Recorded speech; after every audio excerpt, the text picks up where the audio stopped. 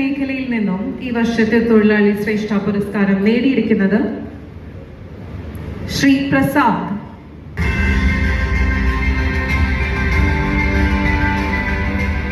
എൻ്റെ പേര് പ്രസാദ്. പത്തനംതിട്ട ജില്ലയിൽ 28 വർഷമായി ഈ മേഖലയിൽ ഞാൻ വണ്ടി ഓടിക്കുകയാണ്.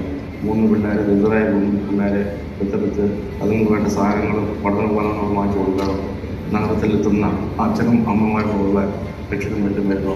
സുരക്ഷിതമായിട്ട് അവിടെ എത്തിക്കുകയും യാത്രക്കാർ ആരും ഒന്ന് കയറിയാലും അവരെ വിരട്ടാതെ നല്ല രീതിയിൽ തന്നെ മുന്നോട്ട് കൊണ്ടുപോയി 30 രൂപ വാങ്ങിക്കുകയും അത് ഇറക്കി കൊടുക്കുകയും ചെയ്യുന്നുണ്ട്. അവർക്ക് തൃപ്തരാണ്.